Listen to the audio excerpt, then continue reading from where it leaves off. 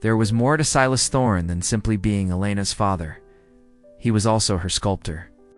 This quivering ghost had been haunting the rain-slicked alley behind his floundering antique business in Portland, Oregon, when he had discovered her when she was 6 years old. Her mother, a nomadic artist who had been corrupted by drugs, had disappeared a few days before. As a result of the trail being chilly, social services were swamped. Silas, a man whose own history was a closed vault, hidden behind layers of calm, methodical compassion, saw not just a youngster in need, but also an opportunity for forgiveness. She was not fostered by him. Rather, he battled for her. In order to persuade the judges that he was deserving of the position of Elena's anchor, he assumed the identity of Silas Thorne, the bookman, a respected member of the community. For a period of 16 years, he directed his whole being upon her. Over the course of his life, he established a life that exuded warmth and stability. Stayed up late decoding math problems despite his personal fondness for ancient Greek literature, and exchanged rare first editions in order to pay for dancing classes. Kellinor developed into a clever, sensitive, and motivated female. Her impression of him was that he was a kind and knowledgeable scholar, a guy whose most intimate secret seemed to be his extensive knowledge of Byzantine iconography. Their connection was unbreakable, having been built through the shared experience of laughing over old books and peaceful afternoons spent reading by the fire. His love for her was so intense that it even astonished him, and it was so powerful that it seemed like he was being forgiven. After the documentary that was shown on Tuesday evening arrived, the highly desired position on the national current affairs program Veritas had been secured by Elena, who was now working as an investigative journalist with a passionately idealistic approach. Silas, brimming with feelings of pride, sat down in his aging recliner, holding a hot mug of chamomile tea in his hand, and prepared to watch his daughter analyze the pollution caused by corporations. One of the titles that appeared on the title card was Project Janus, Unmasking the Ghosts of Operation Whiteout. It was the flooring that caused Silas's mug to break. Whiteout is the operation. It had been 30 years since he had heard those two words shouted out loud. Words that are hidden behind layers of new identity, meticulous creation, and the passion that she has for Elena that consumes everything. Elena did not seem to be the kind and caring daughter that Dad remembered. The look in her eyes was icy and unyielding. At that moment, she was standing in front of a graphic that depicted a complex web of shell corporations and offshore accounts. And the architect of this financial fog was a man known only by his code name, Cartographer, Elena said, saying that her voice, which was normally sweet and honey-like, was suddenly as cold as ice. In the late 1980s and early 1990s, a guy not only contributed to the laundering of money for the Volkov gang, but also devised systems that were so intricate that they essentially made billions of dollars disappear, fueling everything from the trafficking of weaponry to the political instability that occurred across Eastern Europe. A guy who disappeared altogether, up to this point. The blood of Silas became a thick sludge. Designer of maps. The sound of the name reverberated across the voids of his meticulously crafted existence. A digitally aged projection based on fractured KGB files and eyewitness stories that Elena had somehow discovered filled the screen instead of his present visage. The prediction was based on first-hand accounts. It was a very near call. Elena added, "We traced the cartographer's escape path, its resource acquisition, and his eventual reinvention by utilizing cutting-edge forensic accounting and newly declassified Interpol red notices." Her eyes glowed with a terrifying resolve as she said this. Her subsequent words struck Silas like a punch to the chest, and they were as follows. He surfaced in Portland, Oregon's city of Portland, started a modest company of his own. A life that seemed to be respectable was constructed by him. This is a moment that is replete with caustic victory. Even adopted a child. The screen was now filled with a picture. It is him. This is Silas Thorne. Held Elena's hand as she won an award back when she was younger. This photograph was shot many years ago at a community benefit. Through the lens of Veritas, his face, which had been somewhat veiled at the time, was now completely visible. Silas Thorne. The cartographer's new face was the accompanying caption, and it was just heartbreaking. Fraud, your father. The globe began to tilt. The bookcases that had been lovingly curated, the aroma of aging paper, and the warmth of the fireplace. All of these things had become icy and foreign. The love that he had poured into Alina, the life that he had established as a kind of penance, was being used as the most powerful weapon the enemy could possibly have against him. She was aware of it, every single moment, or she learned about it while she was doing her investigation. The treachery caused a bodily pain that was more intense than any dread of being locked up. Not only had she revealed his history, but she had also militarized their whole relationship, including their love for the sake of public spectacle. How come? In an instant, the consequences were felt. It was reporters, horrified neighbors, and anonymous threats who flocked to his phone exploding. Due to the overwhelming number of negative reviews, the website of the bookshop went down.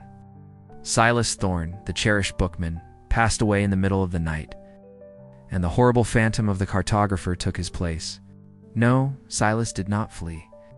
He sat amid the ruins of his living room, paralyzed not just by terror but also by the anguish that he had experienced.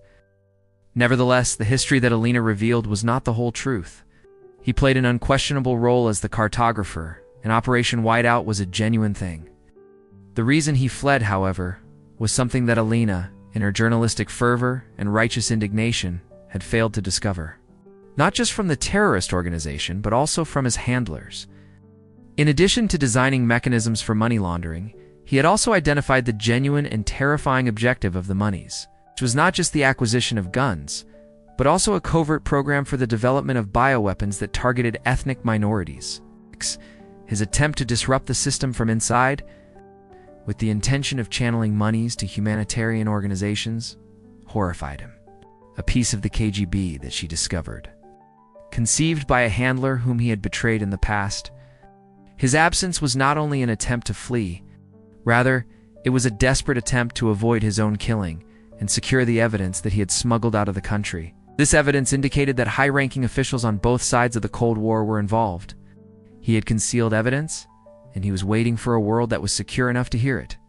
Not only was Alina's adoption a kind of repentance, but it was also a promise to foster life after having been responsible for so many possible deaths.